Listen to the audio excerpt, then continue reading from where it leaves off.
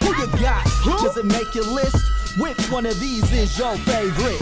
Dead or alive? Take your pick. It's your choice, just don't bootlick. Tell us what you want in your top 5, and we gotta know the reason. Let's take a deep dive. If you the same as mine, I'll be your number one supporter. Now relax and enjoy the podcast. It's No Order. What's up? What's up? What's up? Yo, what's going on, Bear? What's happening, Doe? Nothing much, bro. Ready for this top 5 here on the No Order Podcast. How you feeling today? Oh, I'm feeling good, man. Waiting for that Warrior game later on, so. Ooh, Splash Brothers. You think they're going to take, game 2 here, right? Yeah, game 2. Oh, yeah. Did you see game 1? I saw it, bro. Right, yeah. So you already know what the Warriors come to play with. Hopefully they do more of that, start dogging them like they did on the last one. I know Clay and Steph are the two kind of main guys there, but I think Draymond's my top. Coming up too. Oh yeah, young and running gunner over there. So I'm excited for that. Michigan State got to go with Draymond Green. I'm excited for this No Order top 5 dead or alive on the No Order podcast episode today. Wondering how you're feeling today. Oh yeah, I'm ready to hear this one. For sure. So right now I got my buddy on the line here with Doe and Bear in the studio. We got Eduardo Castillo here on the line, and he's going to be telling us about his top 5. You ready for this? Top 5 in no order for the No Order podcast, top horror movies. So we've had this one on the show in the past, but I think we got a new perspective for this one coming. I feel like this is going to be a different perspective, and I want to have a couple questions with this one. Yeah, absolutely. I think that it's going to be ending up something that's going to be really highly debated as well. I think a lot of people are into the horror movies, and that there's so many different ones out there and different films out there, different movies out there, depending on how you call it and how good they are in other people's opinions, that anyone can hop on and really have a whole different top 5 from 5 down to 1, or even some of the same inside. I definitely love hearing everybody's perspective on why they, enjoy these horror movies and feel like, oh man, this one got it for me. You know what I mean? Absolutely. So we want to thank everyone for listening to us here. We're live on Twitch as well at the True Hogs Club and on No Order Podcast. We can be found on Spotify at No Order and No Order Podcast, and anywhere you listen to your podcasts on those streaming platforms, Apple Podcasts, on Amazon Music, and Audible, as well as anywhere that you stream podcasts. And I'm super excited for this one, so I'm going to jump right into it and introduce Eddy to the podcast. You there with us, Eddy, on the line? Yeah, can you hear me? Absolutely. Thanks for joining us. Yeah, thanks for taking the time out of your day. Awesome. Of course, We're super excited to hear your top 5 horror movies for these films that you've chosen. How you feeling? You want to jump right into your number 5? Do you have a particular order? What you got for us? They're not really kind of in order, but I think I usually kind of say like my favorite horror movie is The Fly from the 1980 David Cronenberg's Fly. Oh, absolutely. Wow. Yeah, old school. Old school, I would say is like the 1940s one, but yeah, maybe like one of the Nosferatu black and whites or something of that nature. But yeah, I think these are still color films back then. But I guess old school for maybe some of our younger viewers out there. Right. Awesome. And do you have a particular reason why this might be your top horror film? It's just one of those science gone wrong, like straight up body horror tragedy type movies that kind of just messes with your head a bit. You know what I mean? Because I don't know if people have seen it or not, but it's basically a guy who turns himself into a monster, and by the title you can find out he turns himself into a fly. Yeah, and it's pretty gross, pretty grotesque, and it's just and starring Jeff Goldblum, who's like the man. So who is the man? Yeah. So and I know, like you're saying, grotesque when he is first transforming into the Fly. A lot of people say that might be one of their most like horrific or gruesome looking scenes. There, you got a little bit more to expand on about that? Right. No, it's just one of those things where there's just no coming back from it. There's no like, oh, I'm going to take some medicine and then I'll stop becoming a fly. Like, no, that's it. Like the guy, his skin peeling off, like all this stuff is just happening, and it's just such a well made, beautifully grotesque film. So I think at the end of the day, I always go with that. I know there's like a lot of popular, best of like horror films, but for me, that one's pretty up there. So you're picking this one for more of the feel of if this person in real life did something like this, you would just be so horrified to see a fly, a man become a fly. Right. Yeah. Because it's so tragic to look at. It's like depressing and at the same time horrifying. Yeah, I laugh, but I laugh at those sorts of things. I guess it's a kind of defense mechanism there, but yeah, they're kind of the most opposite things that you could be, a man or a fly. So yeah, I could definitely see that one being really horrendous transformation that, you really could never come back from. Most humans are afraid of change, I guess, to try and not get too psychological about it, but they want to stay a little stagnant. Everybody's afraid to change. Yeah, they want to stay how it is. And I think we meant to hit on that topic, Bear, previously in another podcast episode that's coming out soon on all those streaming platforms. But I think The Fly is definitely a great film as far as horror films that maybe a lot of people might not have seen out there, but is very a famous film and a classic film as well. So we really appreciate you starting right off the bat with the No Order podcast with the top 5 horror movies with The Fly. What do you got next for us there, Eddie? Real simple, easy pick is The Thing. I think it's on pretty much every like horror top list. John Carpenter's The Thing. Yeah. I'm sure you guys heard it plenty of times. Right, and takes place in kind of the frozen tundra there. I believe it's Antarctica, right? Right, exactly. Antarctica. Yeah, they're out doing some scientific research, and it can for sure be something that plays at your mental. Yeah, that isolation, claustrophobic type feeling. Yeah, I don't know if anyone has claustrophobia. I hope that I don't, but I've never been put into a situation that's been that bad. I always can find my way out of something, but maybe that claustrophobia feeling of not so much suffocation here in this sense, but being cooped up and locked down in somewhere where there's it's just, if you're on the outside, it's just white snow, blizzard everywhere you're at, and then being kind of trapped in this like metal, very difficult to traverse scientific lab. And I don't know. Do you feel that way, Bear? Do you have a claustrophobia? Claustrophobia, I can't say I'm claustrophobic because I've been in situations where a lot of people would freak out, but in a long period of times, let's just say for like an instance, an MRI, if you ever been in one, it sucks. Yeah, you're kind of trapped in that tube there.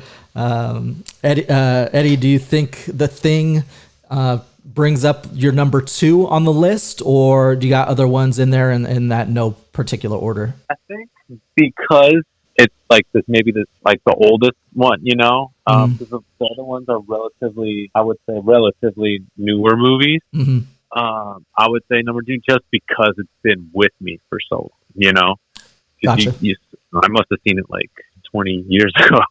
So it's kind of just been part of my life for like that amount of time, whereas these other films, are relatively an impact for you to remember if you only watched it 20 years ago. Right. I'm sure you've seen it maybe after, because I think it comes on TV from time to time as well. I think that it's that nostalgia factor that we talked about too, Bear. Yeah, definitely. And it just holds up. The acting holds up. The prosthetics hold up. Like everything is just... I was going to say it had a pretty good cast. In that movie. So I love when movies have great cast and they play well with the roles, because sometimes nowadays you see movies that the cast kind of kills it. That person didn't play that part a little overboard, and it made it either corny or not up to par.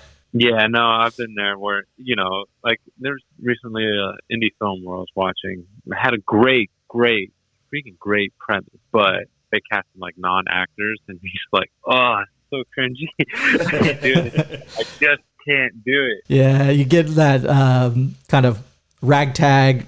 They just had to grab whoever they could, people sometimes, and I'm sure they especially maybe when it's teenagers. Like, Yeah. Yeah. Teenagers. Yeah, doing some sort of what are those improv classes or anything that you can do, learn on the fly, improvisational, and playing the truth to be playing the character, I think goes a long way. But it's tough for maybe those teenagers who haven't even really found themselves in life yet, just for themselves. It's hard for them to play as somebody else. So I can see that. Exactly. Awesome. So right now we've got for top 5 horror films with Eddy here on the No Order podcast with Doe and Bear. We have The Fly and The Thing here for top 2 horror films. What do you got for your third pick here? Pick Train to Busan. Oh, I love that movie. Have you seen that one yet, Bear? No, I haven't, but it's about zombies, right? Yes, exactly. I seen a little clip in a trailer of it, but I haven't actually, got down to see it all. That one is wild, and I don't want to give away too much on it, but I definitely want to hear Eddy's aspect on this one. So definitely excited about it. Yeah, I'm definitely going to check that one out. It's just such it's just such a thrilling movie, Mm-hmm. It's just so like fast paced and just, it's great because the main character is not portrayed as like a perfect, person or like hero or anything like that. Like he's kind of a jerk. And so you're kind of just like, okay, but then, of course, character development, stuff like that happens, but you're just excited to see it. And then you just throw in all these zombies that are really well done. Right. They're really well done. They're fast, they're fast and everything like that. So some people always have that, slow versus fast zombies. And it's like, hey, these ones are fast. But, yeah, and it kind of changes because you get some movies that they're like that, say World War Z, and then you get slow ones like maybe you watched The Walking Dead in the past. Or Zombieland, where they had both the slow and a little mixture of both. The T500s. Right. Right. But this film, oh man, you just, I think why it's so effective is you just start to gravitate towards the characters. You start to pull for them. You start to root for some to live. You start to root for some to die. And like movies like that, where you're invested in the characters, like just goes such a long way versus, like any zombie films where people are just getting eaten and you just don't care. Like, you know what I mean? Yeah, you're not really as invested in the actual characters. So, yeah. Yeah. And that one is a Korean film originally. Yeah. So they've been really hitting on all cylinders lately. They've been turning it up. Absolutely. And I'm sure people have seen out there the ones on Netflix and just other movies that have won Best Film of the Year, Parasite, and among others, So go and check those out. The Korean filmmakers are doing a fantastic job right now at this point. I don't want to kind of ruin too much of it here for the fans who haven't seen it yet, Eddy, but do you want to talk kind of about I think Train to Busan was pretty shocking because you do get invested in these characters, but it's a lot of unexpected things happen. And here's the thing. So Train to Busan, they're making an American remake of it. Mm-hmm. Don't watch the American remake. Watch the original. All right? Yeah. Just watch the original. It's just not going to have the same effect. Like exactly. Please do. Please watch the original. I know that there's been a lot of other remakes from different countries to the American version, but typically the original. The simple plot, it's just zombies on a train, and it's kind of like, okay, like, but and you just see, it's an hour and a half, people on a train running from zombies and stuff like that, and it's just done so well though, like, because again, I don't want to spoil anything either, but it's just done really well. You get invested in the characters, give it a shot, check it. Get invested in it. I know it's tough, and that kind of brings up a little bit of a claustrophobia factor also, because you think a train, maybe you don't have a lot of space to move. It's very tight quarters. Yeah. Especially, with those bullet trains that they have over there and stuff. Like, no, there's no super fast. These are intense. Like, absolutely. So I think that's a great pick for your third, Train to Busan on the No Order podcast here with Bear and Doe with Eddy's top 5 horror movies here with the No Order podcast. What do you got for us for number 4 here, Eddy? My next pick again. So I did The Thing, The Fly, Train to Busan, which was my zombie pick, and then I was looking for a werewolf pick, which there's a bunch of classic werewolf films and stuff like that, and I kind of had it down, for like my handful of ones. But the one that I chose was the 2010 remake of The Wolfman. Oh, I haven't seen that one. Yeah, and Anthony Hopkins. Oh, have I? Yeah, I don't think I've seen that one. Have you seen that one, Bear? No, not this particular one, but I'm looking at the cast, and I gotta ask, a lot of your movies so far, they just had outstanding cast, star-studded, huh? Yeah, so but they're older, so maybe they're not people that have already been super famous at the time. I don't know if Jeff Goldblum was super famous before he was in The Fly. I don't know. Well, I think maybe like with the star-studded cast on there, do you like the acting mainly, or I don't know? Where were you going with that one, there, Bear? The thing is, too, is like, they say like star-studded cast, like we're not talking about like, you know what I mean, like the pretty, like, oh, look at, the supermodel, like Hollywood,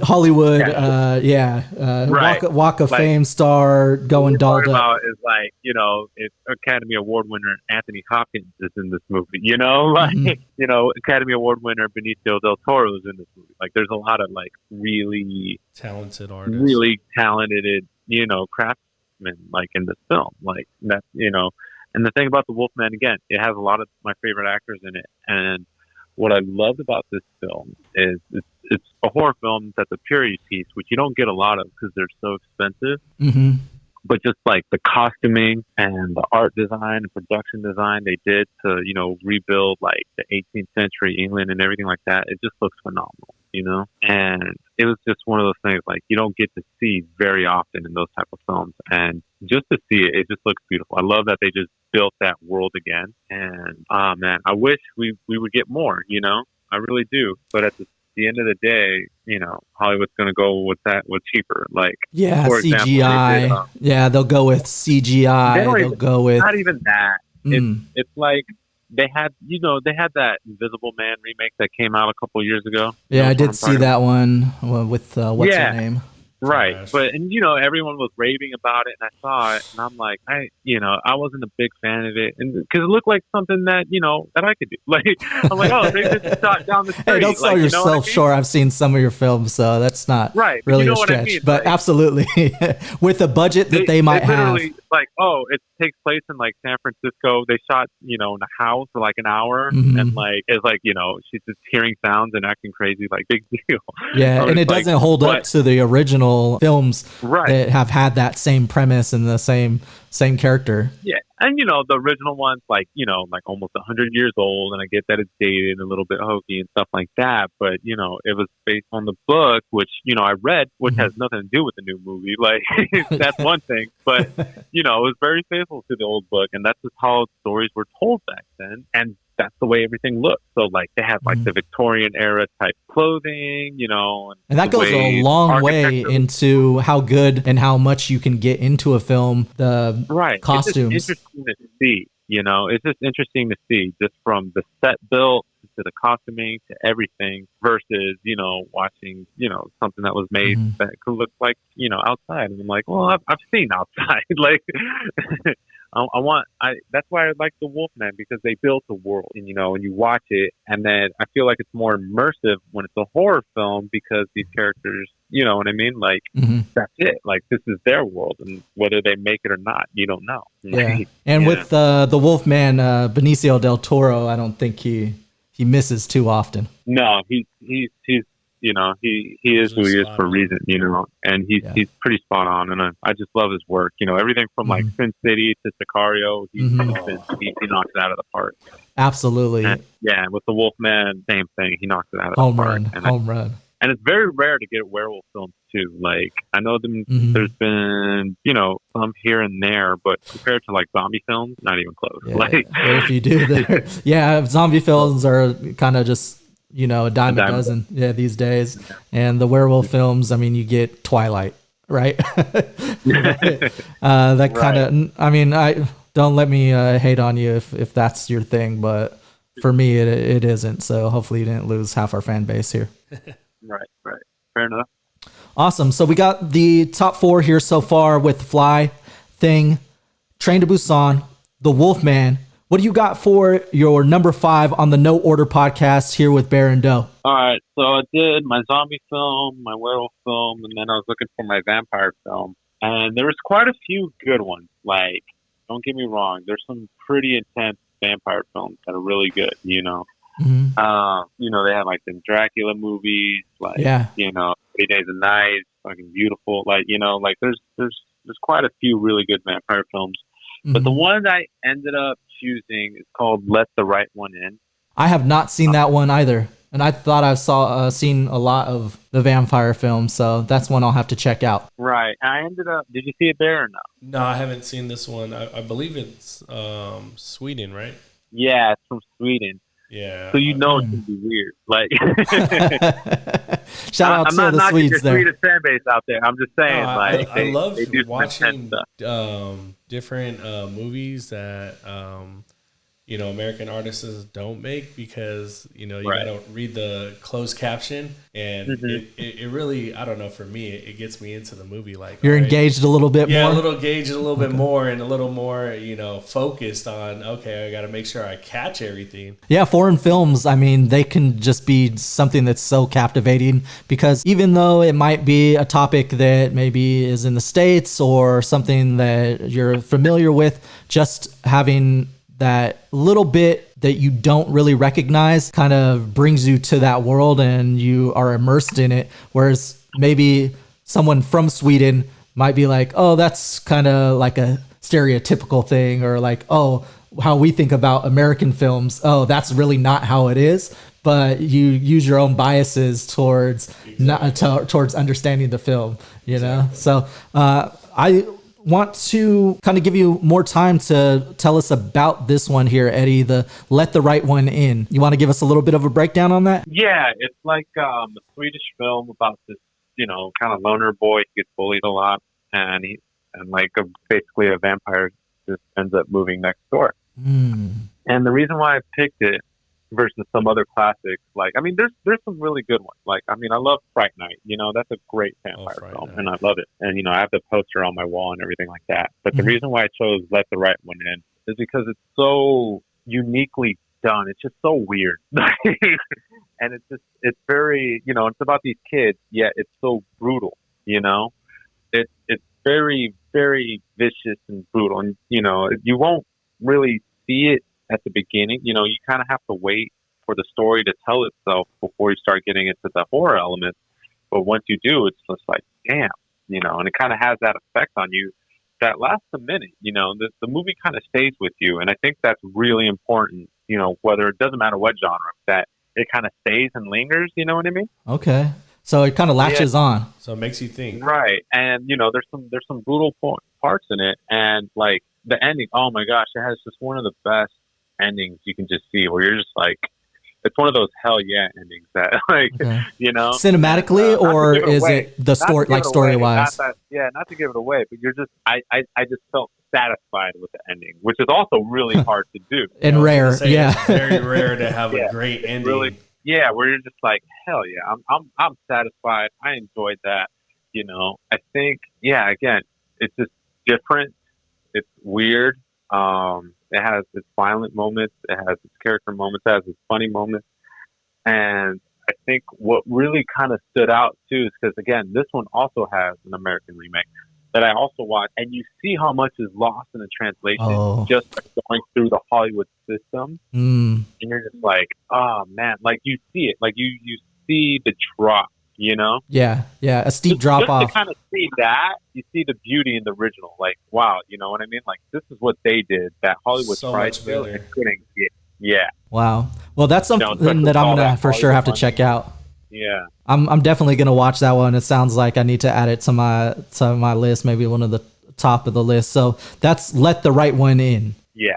Awesome. Well, we got your top 5 here, Eddy, on the No Order podcast, and we really appreciate you coming on the show. So for those who don't know Eddy out there, he produces films as well. He produces movies, I should say, because they're just amazing films and amazing movies that he comes out with. And I wanted to kind of give a little bit of a shout out to him and give him a chance here to kind of let you know what he has coming out. Is there anything that you want to let the people out there know, Eddy, that maybe you got coming along the pipeline? Well, I've been working. I produced 2 films already this year. Wow. Yeah, because I had 2 films that came out, which is The Right Here at the beginning, and then Seven Lost, which is a World War II movie that just came out. But while I was waiting for those to get live on platforms, we went through some stories and we put together, crew and cast. And I was able to produce 2 films, and we shot them, pretty much over the year. Actually, there's one that I'm going to go and do pickups for, which I wanted to hit you up about. So I don't know if you're free to do some acting, but let me know. I'll jump in there for sure. I'm definitely count me in no matter what. Gotcha. All right. We'll Awesome. talk about that. Sure. Awesome.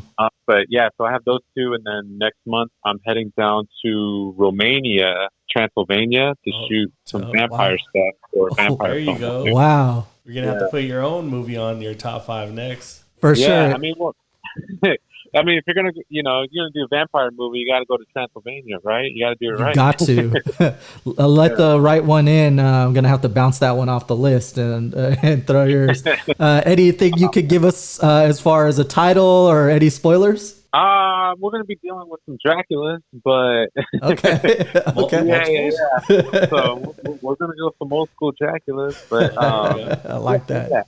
Transylvania Draculas, and we're gonna try to make it pretty gnarly. I'm gonna go for less about the brain, physical, psychological horror, more for like there's something hiding in that dark corner and it's gonna pop out of you type stuff. That's awesome. And then you're going to get to go and travel and be on site there. I know you've done other films where you've kind of gone to places that are off site or maybe places where people wouldn't expect a film to be shot, and then doing that during the pandemic or COVID here. Can you touch a little bit on that, how the difficulties are there? Yeah. I mean, it's difficult in one way where not everyone's going to be, cool to shoot or anything like that. Mm-hmm. But at the same time, like let me think. At the same time, because we went through all of that, there was a period of time where you didn't know where you're going to get back on set, or you didn't know you're going to be doing something creative with a bunch of people again. Mm-hmm. So there's a hunger where it's just kind of like, I don't want to lose,